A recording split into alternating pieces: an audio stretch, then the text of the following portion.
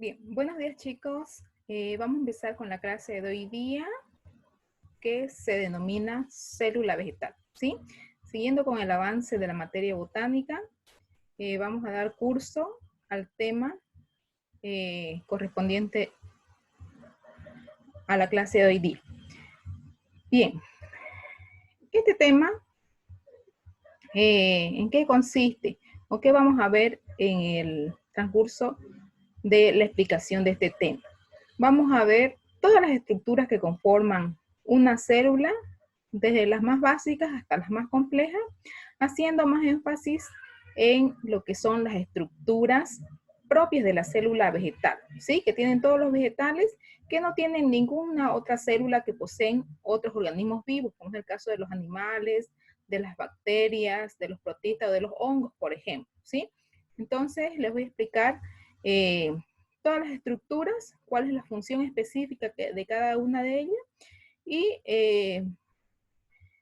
haciendo más énfasis en lo que es las estructuras propias de la célula beta. Bien, entonces empezamos con la clase de hoy día. Bien, si vamos a hablar de células, vamos a hablar de el área que se ocupa del estudio específico de la célula, ¿sí? Esta área se denomina citología vegetal, ¿sí?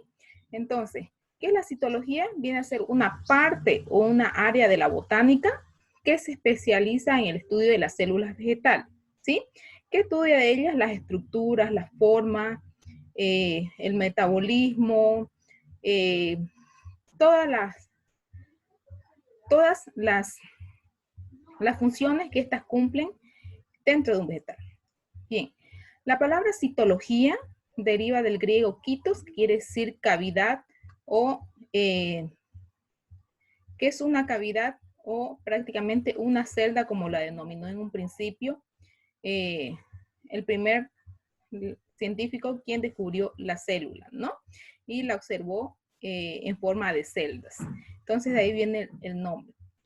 Ya con la invención o con la creación del microscopio por el científico Robert Hooke, se pudo observar por primera vez todas las estructuras internas que poseía una célula, ¿sí? Además de su forma, todas las estructuras, y a medida que ha pasado el tiempo, con los equipos más sofisticados, ya como es el caso del microscopio electrónico, por ejemplo, ya se pudo observar todas las estructuras internas que presenta una célula, como es el caso de las mitocondrias, la pared celular, los ribosomas, etc. Bien, entonces, vamos a definir qué es la célula vegetal, ¿sí? Y nos basamos en la teoría celular, que fue creada en 1838 por un científico de apellido Schleiden, ¿no? Matías Schleiden fue un científico quien propuso la teoría celular, ¿no? Y esta teoría celular se basa en 3 principios específicos, ¿sí? Y cualquiera de esas 3 definiciones o principios podemos definirla a la célula. Como por ejemplo, el primer principio dice que todos los organismos vivos están constituidos por una o varias células, entonces por eso es que hablamos de los seres unicelulares, como es el caso de las bacterias, y de los pluricelulares, como es el caso de los animales y de los vegetales, que ya están compuestos por gran cantidad o número de células, ¿sí? En el segundo principio dice que las células son capaces de una existencia independiente, por tanto son la unidad anatómica, fisiológica, estructural y funcional de todo ser vivo. Y el tercer principio dice que toda la célula proviene de una célula ya existente, por lo tanto las células son la unidad genética de los seres vivos, ¿no? Y es a través de las células donde heredamos el material genético prácticamente de nuestros progenitores, ¿sí? Bien, las células vegetales presentan diferentes formas, dependiendo del tejido u órgano donde se encuentren. Por ejemplo, están las células isodiamétricas, que son células encargadas o tienen una forma, presentan varios lados, más de 6 específicamente, Y nos encontramos en los tejidos parenquimáticos. ¿Dónde encontramos los tejidos parenquimáticos? Los tejidos parenquimáticos son tejidos más que todo de almacenamiento de diferentes tipos de sustancias, ¿sí? Y estos los encontramos desde el tallo, la raíz, los frutos, las semillas, encontramos este tipo de células. Otra forma que presentan las células vegetales vienen a ser las células aplanadas. Estas las encontramos específicamente en los tejidos epidérmicos. ¿Cuáles vienen a ser los tejidos epidérmicos? Vienen a ser los que están recubriendo al vegetal, ¿sí? Dándole protección. Entonces, esto lo vamos a encontrar fácilmente en lo que son las hojas o la corteza de los tallos, ¿sí? Ahí encontramos estas células aplanadas. Y las células alargadas las encontramos específicamente en los tejidos conductores. ¿Cuáles son los tejidos conductores? Los que transportan el líquido o las sabias que se conocen dentro del vegetal, ¿sí? Como es el caso del xilema y el floema, por ejemplo, que son tejidos conductores donde encontramos células de tipo alargada, ¿sí? Bien. Otras células vienen a ser otras estructuras celulares vienen a ser las mitocondrias. Tanto las células vegetales como las células en otros organismos también presentan mitocondrias. ¿Cuál es la función específica de la mitocondria? Es la producción de energía, y a través de esa producción de la energía realizan la respiración celular en la célula, ¿sí? ¿Qué forma tienen las mitocondrias? Tienen una forma como de una barra ovalada, ¿no? Presentan una membrana externa lisa y una membrana interna con invaginaciones, ¿no? O tipo ondulada, ¿sí? Dentro de ella presentan ribosomas que presentan material genético y específicamente tienen la función de la respiración celular. Los ribosomas. Los ribosomas vienen a ser otras estructuras que presentan las células vegetales. ¿Qué son los ribosomas? Son unas estructuras de formas esféricas, circulares, que se encuentran adheridas muchas veces al retículo endoplasmático o también se encuentran libres en el citoplasma de la célula, ¿sí? ¿Cuál es la función específica de estos ribosomas? La función específica viene a ser la síntesis de proteínas. ¿Qué viene a ser la síntesis? La síntesis es la producción de proteínas, ¿sí? Y estos ribosomas se encuentran conformados por dos unidades. Una pequeña en la parte superior y una más abultada en la parte inferior, ¿sí? Entonces esas dos unidades conforman lo que es un ribosoma. Siguiendo con las estructuras de la célula, vamos a hablar de los retículos endoplasmáticos, ¿sí? Siempre hemos escuchado hablar sobre los retículos endoplasmáticos y sabemos que en toda célula hay dos tipos de retículos endoplasmáticos, ¿no? El liso y el rugoso, cada uno con una función específica que lleva a cabo dentro de la célula. El retículo endoplasmático liso, por ejemplo, presenta o tiene la forma como unos microtúbulos, ¿no? Liso, no presenta invaginaciones o rugosidades, ¿no? Y su principal función de este retículo endoplasmático liso es el transporte y la secreción de hidratos de carbono y lípidos, ¿no? Los lípidos ya sabemos que son grasas, ¿verdad? O aceites. Mientras que el retículo endoplasmático rugoso posee ribosomas adheridos, entonces por eso se denominan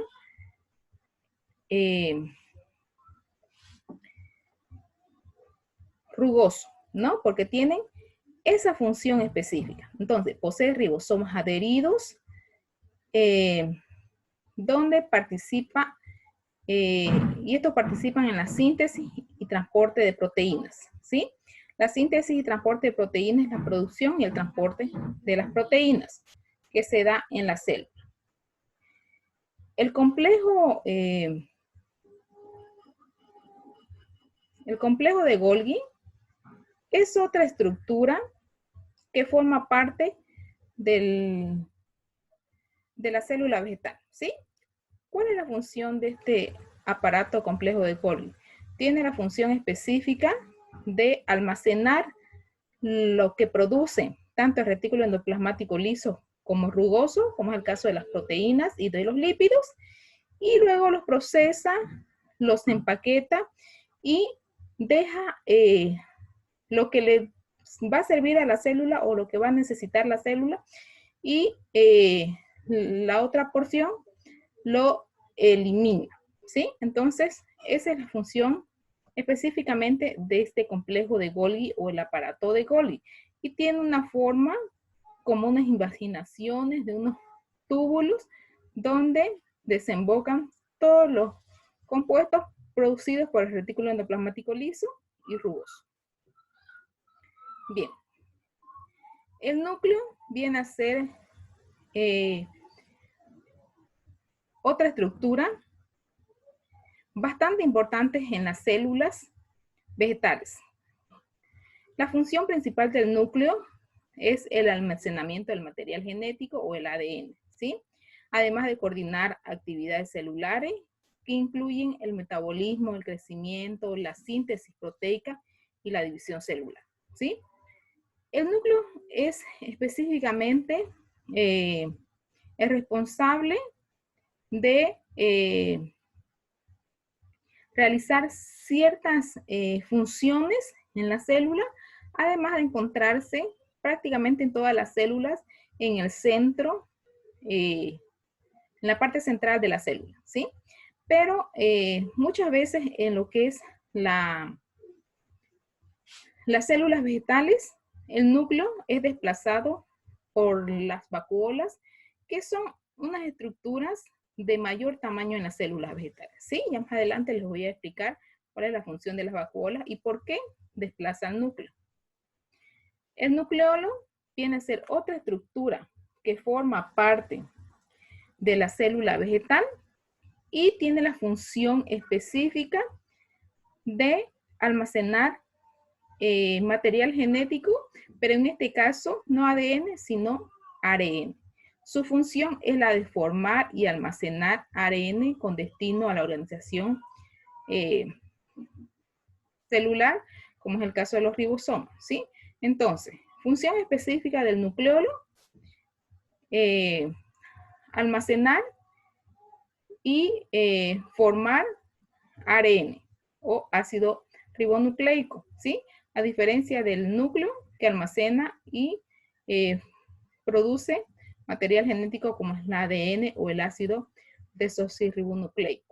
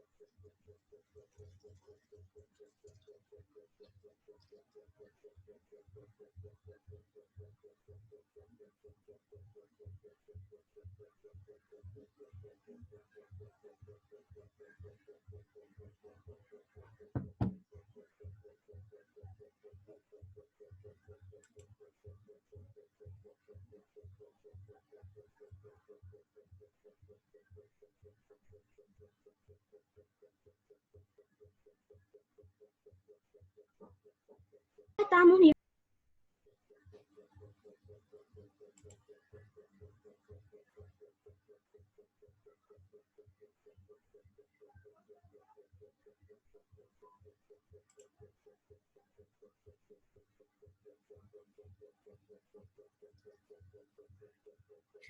Hola, doctora, ¿me escucha?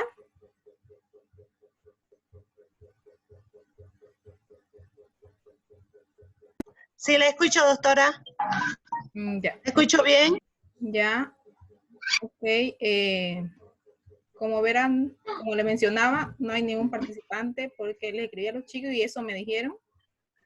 Parece que tienen ese problema estos chicos, Sí, los de segundo sí, plano. eso igual me informaron porque no es el primer con la docente, son varios docentes, pero usted tiene que seguir grabando y para subirla, ¿tiene algún número de algún alumno? Me lo pasa, por favor, y para indicarles que eso ya está en la plataforma, sus clases. Ya, doctora, al final le paso, ¿ya? Bien, entonces voy a Ya, continuar con mi está clase. bien, continúe nomás entonces, licenciada. ¿Ya? Ya.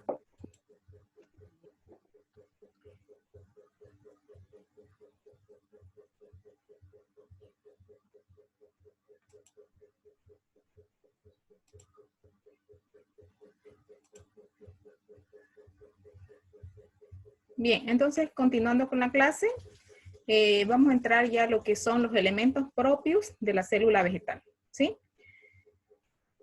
Los elementos propios, como su nombre lo dice, de la célula vegetal, vienen a ser 3 específicamente, ¿sí? ¿Por qué se denominan propios de la célula vegetal? Porque son estructuras, organelas, que solamente les presentan las células vegetales y no la presentan otras células, como es el caso de los animales, los protistas, los protozoos.